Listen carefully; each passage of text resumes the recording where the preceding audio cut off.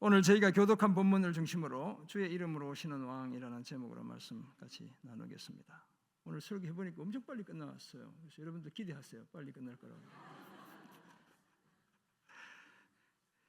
우리가 가끔 쓰는 용어 중에 안성맞춤이라는 말이 있습니다. 많이 쓰죠. 아마 경기도 안성 출신은 어디서 유래했는지 다 알 거예요. 이 말은 예로부터 경기도 안성에서 제작했던 유기라고 그래요. 놋그릇을 유기라고 하는데 이제 놋세를 가리키는 말이 유고 그다음에 그릇기 이렇게 해서 바로 저 놋그릇에서 비롯된 겁니다. 안성에서 시작한 조선 시대인 17세기 이후 경기도 안성은 놋그릇으로 아주 유명한 그런 곳이 되었습니다. 지금도 그런가 봐요.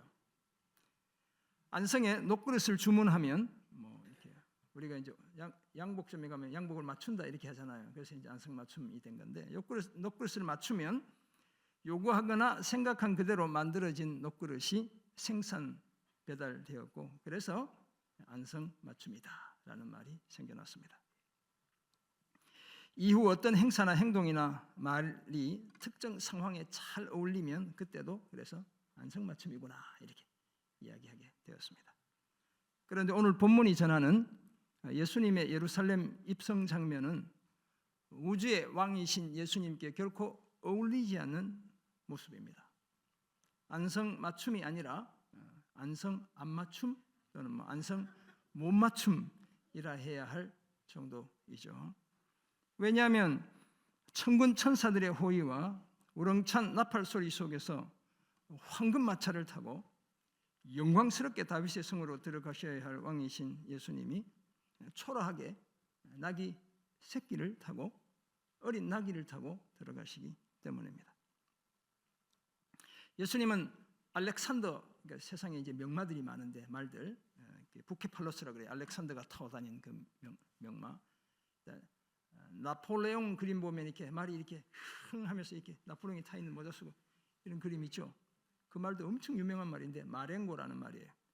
그러니까 예수님이 알렉산더의 부케팔로스나 나폴레옹의 마렌고 같은 명마를 타고 적어도 천리마 또는 적토마 정도는 타고 멋진 대리석 위에 화려한 페르시아산 카펫이 깔린 길을 따라 보무당당하게 들어가신 것이 아니라 그저 어린 나귀를 타고 사람들이 입던 그 순례객들이 오시면 얼마나 깨끗했겠어요. 그 너절한 옷자락 또는 나뭇가지로 깐 길을 따라 예루살렘에 들어가신 거예요.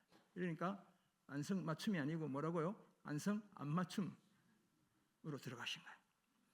하지만 예수님의 이런 초라한 행차는 하나님의 구원 계획에 완벽하게 일치하는 모습이었습니다. 나귀 새끼를 타신 겸손한 왕으로 들어가셔서 십자가의 죽음을 통해 인류 구원의 사명을 완성하시는 예정된 과정이었습니다. 그래서 예수님 스스로도 모세의 율법과 선지자의 글과 시편에 자신을 가리켜 기록한 모든 것이 이루어지게 해야 했다고 제자들에게 말씀했습니다. 이처럼 2000년 전 종료주일에 일어난 예수님의 예루살렘 입성은 인류의 구속 사역을 완성하기 위한 필연적인 과정이었습니다. 그리고 이 일은 예수님이 십자가에 달려 죽기까지 불과 나흘을 앞둔 시점에 일어난 일이기도 했습니다. 오늘 본문 누가복음 19장 28절에 40절은 이렇게 초라한 모습으로 예루살렘에 들어가시는 예수님을 주의 이름으로 오시는 왕이라 말합니다. 예수님이 주, 곧 하나님이시며 왕이시라는 그런 고백이 되겠습니다. 예수님은 겸손과 평화의 왕으로 오셨지만 사실은 모든 것의 주인이십니다. 그렇다면 우리는 오늘 본문을 통해 예수님에 관해 다음 같은 세 가지를 한번 생각해 보려 합니다. 첫째는 예수님이 모든 것의 주인이라는 사실을 오늘 본문이 말해주고 있습니다. 오늘 본문이 명시적으로 밝히는 것, 주의 이름으로 오시는 왕이라는 사실을 두 번째로 생각해 보겠습니다. 셋째는 이 왕이 겸손하신 평화의 왕이라는 사실을 말씀을 따라 함께 상고하겠습니다. 오늘을 교회력으로 교회의 달력으로 종려주일이다 이렇게 부르잖아요. 이 종려나무는 팜트리, 야자수 나무를 가리키는 겁니다. 예수님이 지상에서의 마지막 유월절을 맞이하시며 예루살렘 성으로 들어가실 때 사람들이 종려나무 가지, 야자수 나무 가지를 가지고 맞으러 나왔기 때문입니다. 더러는 길에 깔고 더러는 손에 들고 이렇게 주님을 맞이하며 흔들었던 것이죠. 누가복음엔 나뭇가지에 대한 언급이 없습니다. 오늘 저희가 교독한 본문에는 그 가지에 대한 언급은 하고 있지 않아요.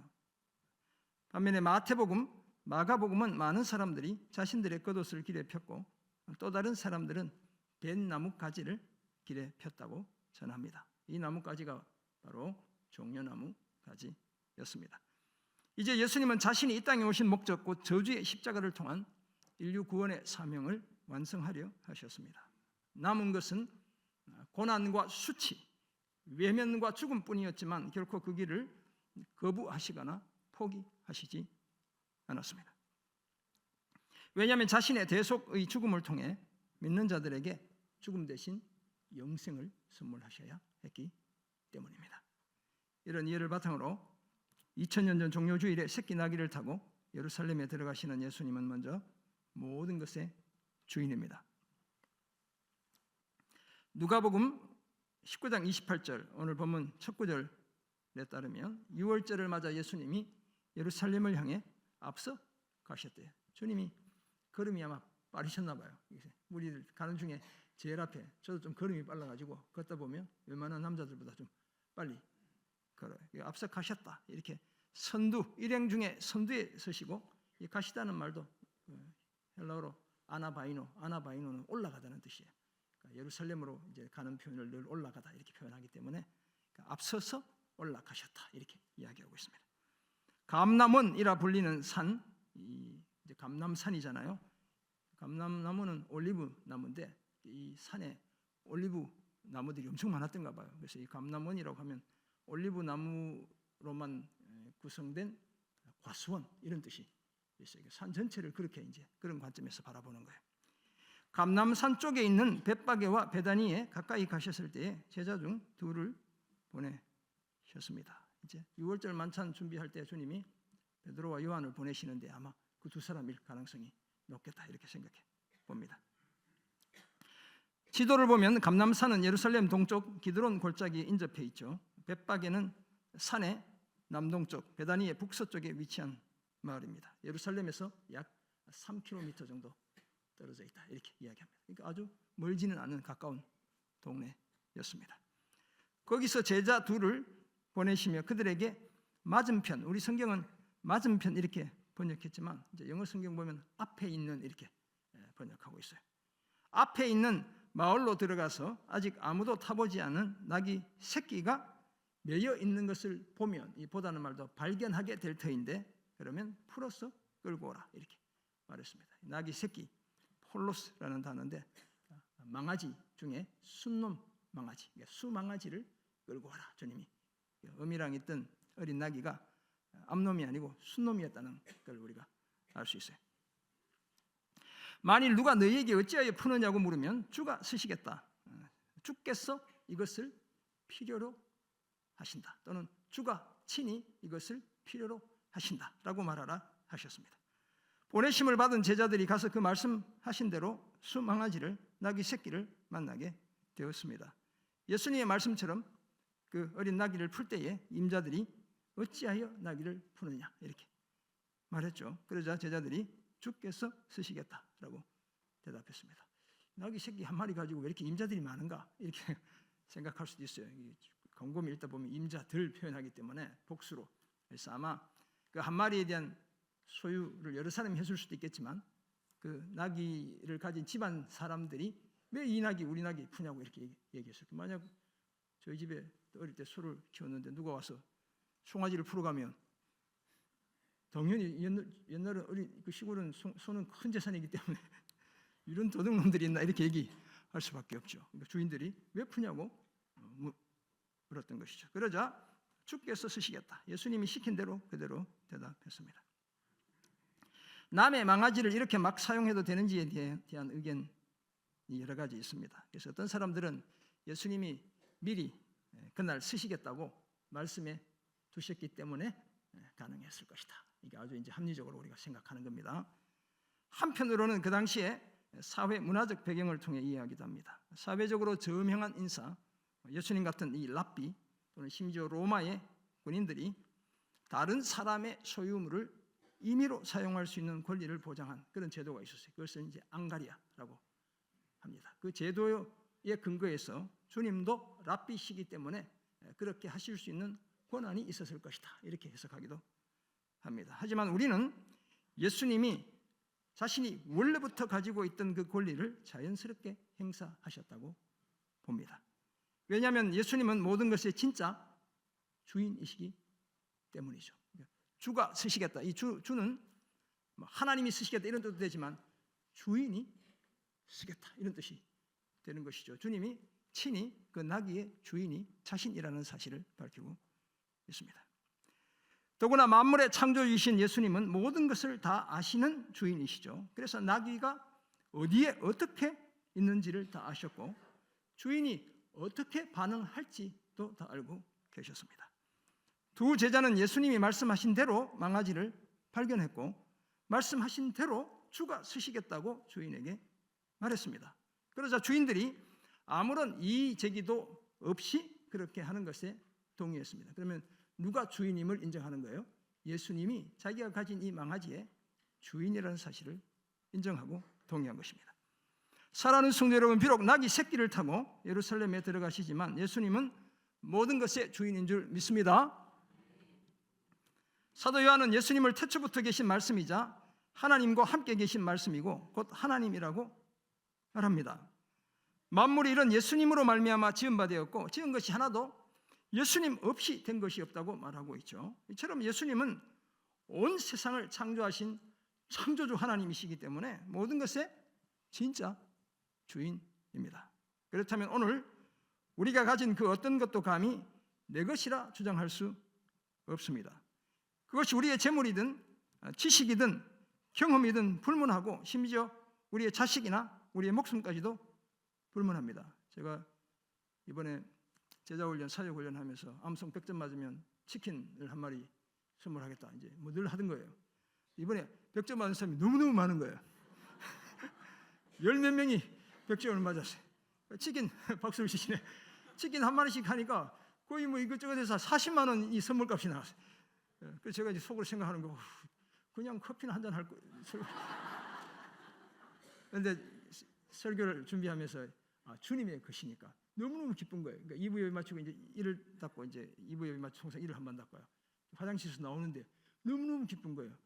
주님의 것을 내가 이렇게 귀하게 사용하고 있구나 이런 생각이 드니까 주가 쓰시겠다는데 주님께 내어드려야 되겠죠. 주인이신 예수님이 우리 자신과 우리가 가진 것을 사용하시겠다고 말씀하신다면 우리는 기꺼이 다 내어드려야 합니다.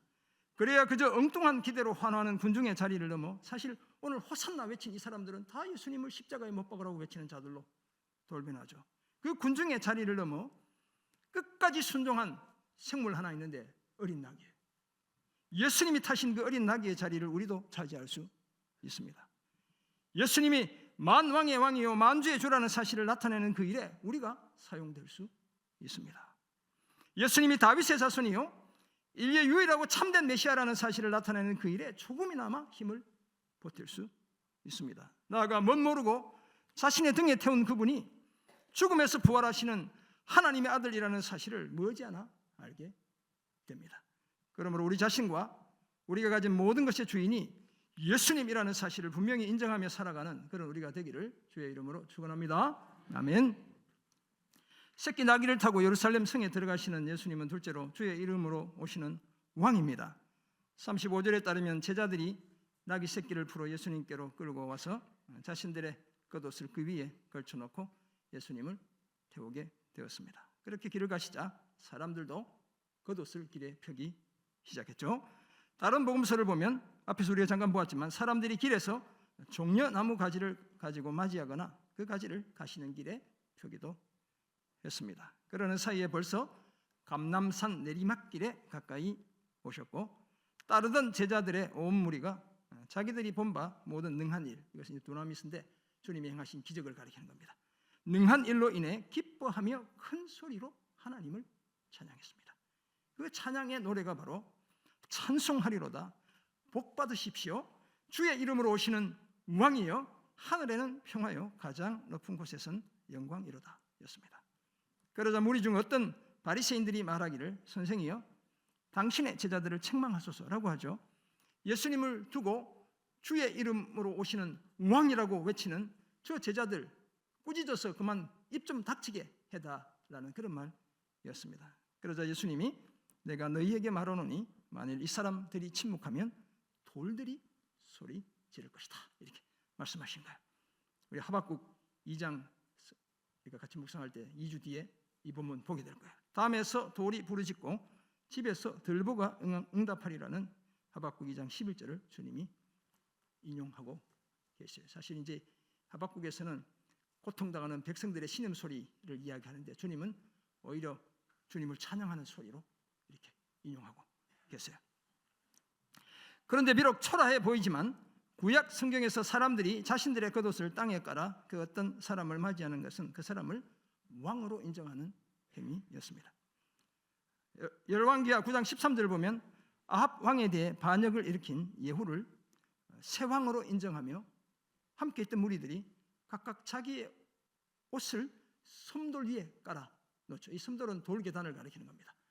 예후가 밟고 지나가도록 카펫 대신 자신들의 옷을 깔아주는데 이것이 바로 우리의 지도자 왕으로 인정하는 행위였습니다.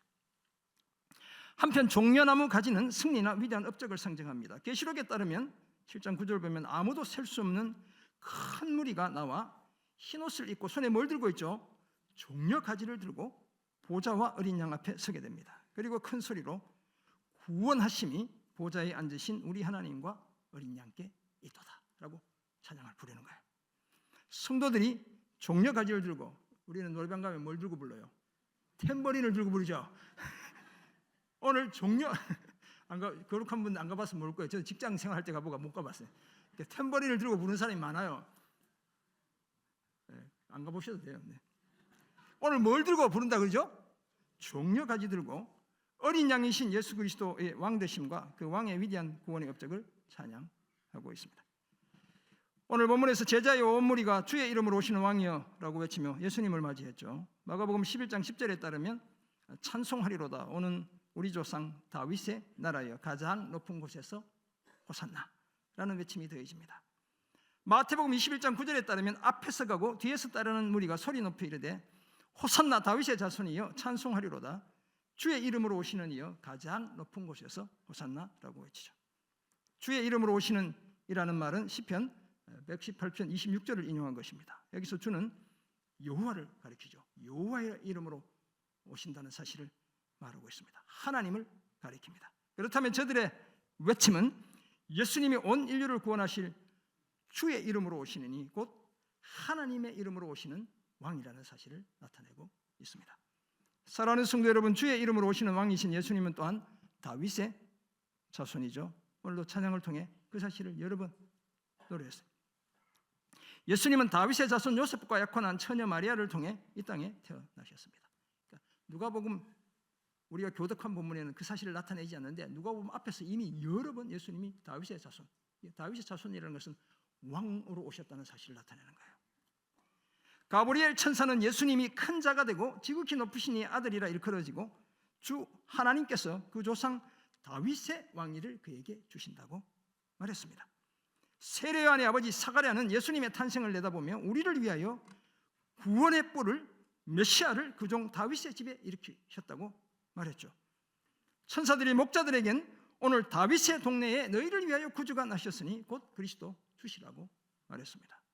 여리고의 맹인은 예수님을 두고 다윗의 자손 예수여 나를 불쌍히 여겨달라고 소리쳤습니다. 그렇다면 예수님이 왕의 혈통으로 오셨다는 사실을 성경이 분명히 증거하고 있습니다. 거기에다 사람들이 외친 호산나, 이 호산나라는 말은 야샤라는 구원하다라는 히브리어 단어에서 왔습니다. 시편 118편 25절 보면 이제 구원하소서, 우리 성경이 이렇게 번역했는데 히브리어로 보면 호시아나, 호산나라고 사람들이 외치고 있는 겁니다. 예수라는 이름도 여호수아, 호세아와 등과 더불어 같은 구원하다는 말에서 온 것입니다. 예수님이 주의 이름으로 오시는 왕이시기에 사람들이 자신들을 구원해 달라고 소리쳤습니다. 빼앗긴 다윗의 나라를 예수님이 회복하실 것을 기대하며 만왕의 왕이신 예수님과 하나님 아버지를 함께 찬양한 것입니다. 이처럼 예수님은 주의 이름으로 오시는 다윗의 자손이요 왕인 줄 믿습니다. 비록 오늘 초라한 모습으로 예루살렘 성에 입성하시지만 우리의 유일하고 참된 구세주이신 줄 믿습니다. 이 분명한 사실을 기억하고 항상 예수님을 주의 이름으로 오시는 왕으로 모시는 그런 우리가 되기를 주의 이름으로 축원합니다. 아멘. 새끼 나귀를 타고 예루살렘 성에 들어가시는 예수님은 끝으로 겸손하신 평화의 왕입니다. 오늘 보면 35절에 따르면 예수님은 어린 나귀, 수망아지, 나귀 새끼를 타고 예루살렘으로 들어가시죠. 이것은 스가랴 9장 9절의 예언이 성취된 겁니다. 우리 같이 한번 스크린을 따라 읽어보겠습니다. 시작. 시온에 따라 크게 기뻐할지어다. 예루살렘에 따라 즐거이 부를지어다. 보라, 내 왕이 내게 임하시나니 그는 공의로우시며 구원을 베푸시며 겸손하여서 나귀를 타시나니 나귀의 작은 것 곧 나귀 새끼니라. 아멘. 이 예언을 그대로 성취하기 위해 주님이 의도적으로 어린 나귀를 타고 예루살렘에 들어가시는 거예요. 이처럼 온 인류의 메시아이신 예수님은 공의로우시고 구원을 베푸시는 왕이시지만 겸손하셔서 어린 나귀를 타고 다윗의 성 예루살렘에 들어가셨습니다. 이렇게 입성하시는 예수님을 맞이하는 무리들의 외침이 찬송하리로다. 주의 이름으로 오시는 왕이여 하늘에는 평화요 가장 높은 곳에는 영광이로다 였죠. 주의 이름으로 오시는 왕이신 예수님으로 말미암는 하늘 평화와 하늘 영광을 노래했습니다. 예수님의 탄생 때는 지극히 높은 곳에서는 하나님께 영광이요 땅에서는 기뻐하심을 입은 사람들 중에 평화로다라고 노래한 바 있습니다. 한편 이사야는 하나님의 종 메시아에 대해 이렇게 이사야 9장 6절에서 노래하고 있습니다. 이 구절도 같이 한번 읽어보겠습니다. 시작. 이는 한 아기가 우리에게 낳고 한 아들을 우리에게 주신 바 되었는데 그의 어깨에는 정사를 메었고 그의 이름은 기묘자라 모사라 전능하신 하나님이라 영존하시는 아버지라 평강의 왕이라 할 것임이라. 아멘. 하나님의 종 메시아가 어떤 분인지를 어떤 분으로 우리에게 다가올지를 이사야 선지자가 예언하고 있는 그런 구절이 되겠습니다. 어깨에 정사를 메었다. 이 정사는 통치의 권한을 가리킵니다. 그러니까 하나님의 종 메시아는 왕으로 오신다는 사실을 이야기하고 있습니다. 이 왕의 별명이 기묘한 모사, 전능하신 하나님, 영존하시는 아버지, 그리고 마지막 별명이 뭡니까? 평강의 왕이라는 거예요. 사르 샬롬 이렇게 되어 있습니다. 프린스 오브 피스타 이렇게 이야기하고 있어요. 오늘 예루살렘 성에 들어가시는 평강의 왕 예수님은 자신의 십자가를 통해 하나님과 원수되었던 인류를 화목하게 하셨습니다. 서로 원수였던 하나님과 온 인류가 화해하게 하셨다는 거예요. 하나님과 불화했던 우리가 하나님과 화평을 누리게 해주셨습니다.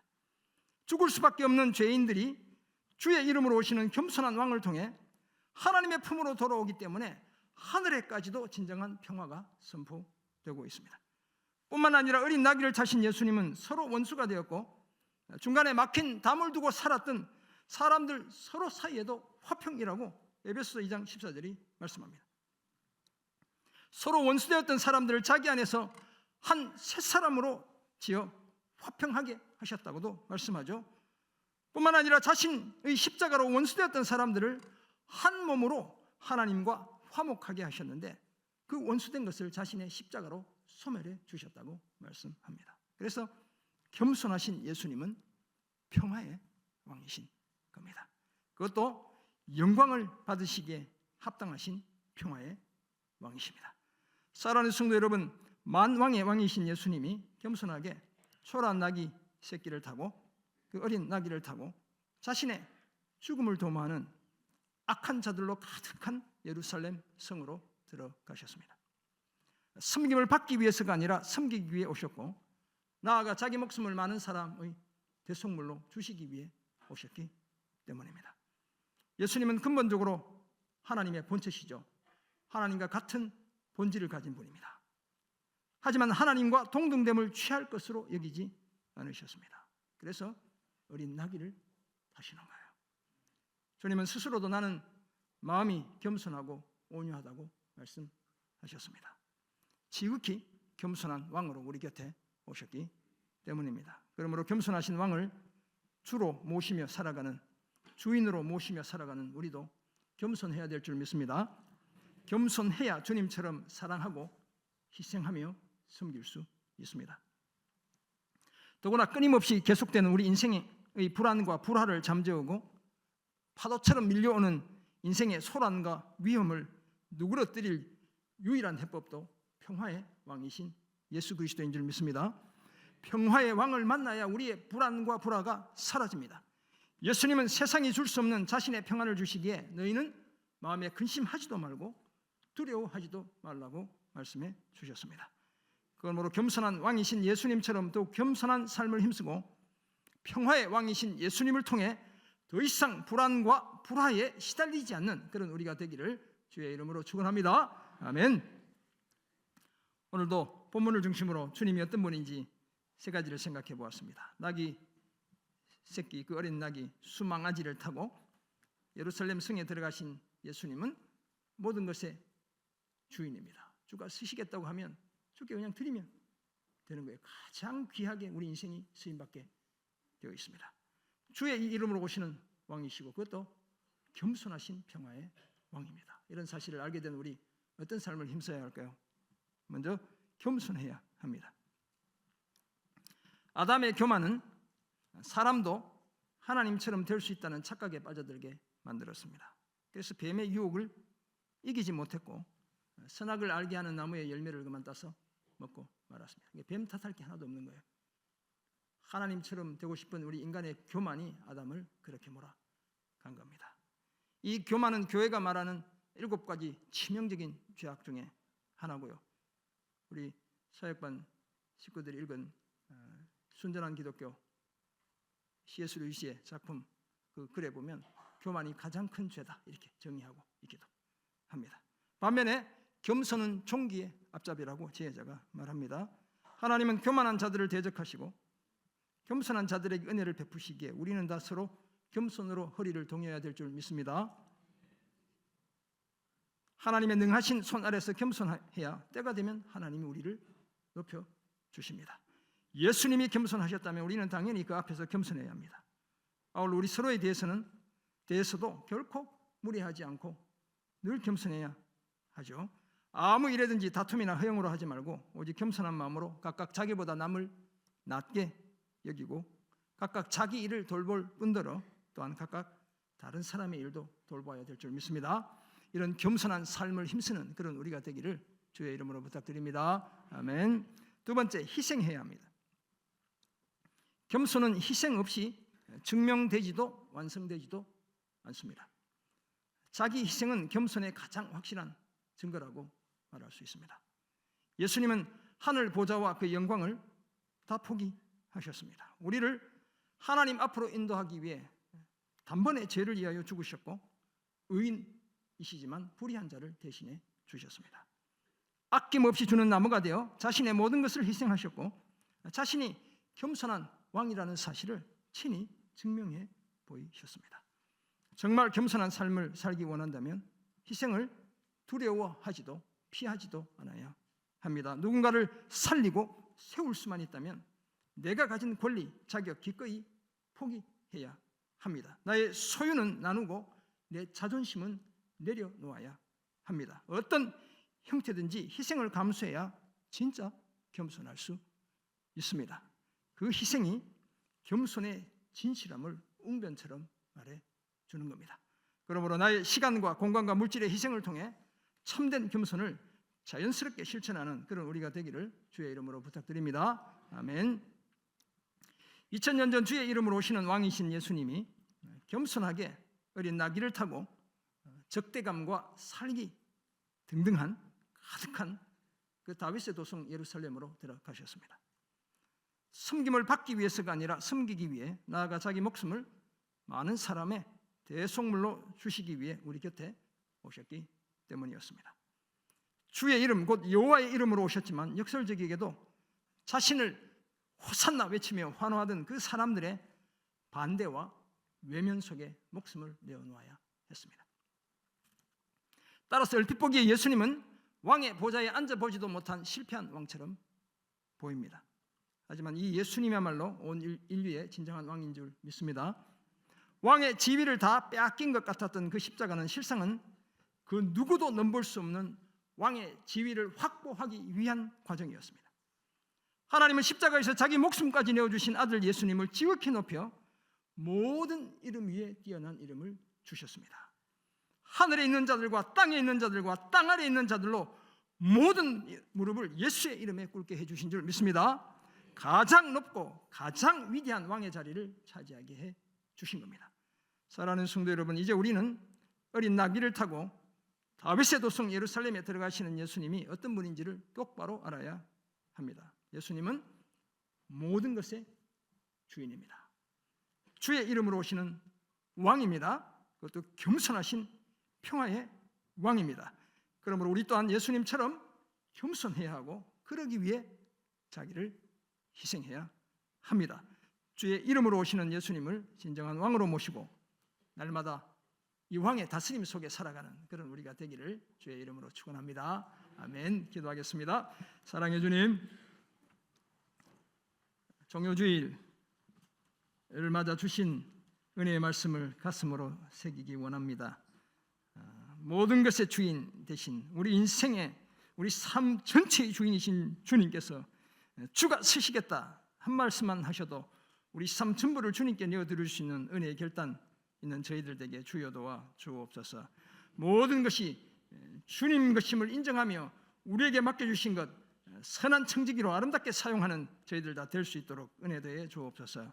주의 이름으로 오시는 왕이심을 하나님이시오 왕이심을 분명히 고백하며 살게 도와주시고 겸손한 평화의 왕이신 주님을 따라 희생하며 겸손을 삶으로 실천해내는 저희들 다 되게 주여 날마다 새 힘 더해 주옵소서.